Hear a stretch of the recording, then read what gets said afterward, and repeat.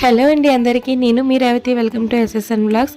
దేవీ నవరాత్రుల్లో 3వ రోజున అమ్మవారిని అన్నపూర్ణాదేవిగా అలంకరిస్తాం కదండి. మరి అన్నపూర్ణాదేవికి నైవేద్యంగా కొబ్బరన్నం కూడా నివేదిస్తాము.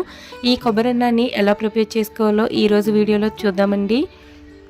కొబ్బరన్నం చేసేటప్పుడు లేత కొబ్బరికాయలు కాకుండా బాగా ముదిరిన కొబ్బరికాయని తీసుకొని అందులో కొద్దిగా భాగాన్ని తురుముకోవాలండి.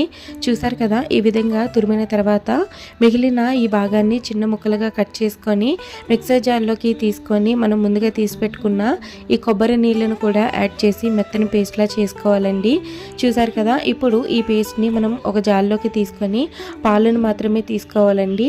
మనకి వచ్చిన ఈ పాలను బట్టి రైస్ తీసుకుంటాము. ఇక్కడ నాకు 3 గ్లాసులు పాలైతే వచ్చాయండి. కాబట్టి 1 గ్లాస్ రైస్ తీసుకొని 1కి 2 సార్లు బాగా క్లీన్ చేసి కుక్కర్లోకి ట్రాన్స్ఫర్ చేసుకోవాలండి. 1 గ్లాస్ రైస్కి 3 గ్లాసుల చొప్పున కొబ్బరి పాలు వేసి 3 నుంచి 4 విజిల్స్ వచ్చిన తర్వాత ఆ రైస్ని చల్లార్చుకోవాలండి. అదే బాస్మతి రైస్ అయితే 2 గ్లాసుల కొబ్బరి పాలు ఉంటే సరిపోతుంది.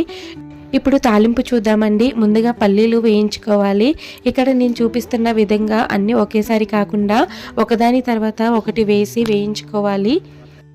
ఇంకా లాస్ట్గా ఈ ముందుగా తురుము పెట్టుకున్న ఈ కొబ్బరి తురుమును కూడా వేసుకొని 1 నిమిషం పాటు వేయించిన తర్వాత ముందుగా చల్లార్చుకున్న ఈ రైస్ కూడా వేసేసి రుచికి తగినంత సాల్ట్ కూడా వేసుకొని ఈ పోపు అనేది మొత్తం రైస్ అంతటికి పట్టే విధంగా 1-2 నిమిషాల పాటు బాగా కలుపుకోవాలండి. చూడండి, కొబ్బరన్నం ఎంత సింపుల్గా అయిపోయిందో. ఇంకా అమ్మవారికి నివేదించిన తర్వాత మనం తింటే చాలా బాగుంటుందండి.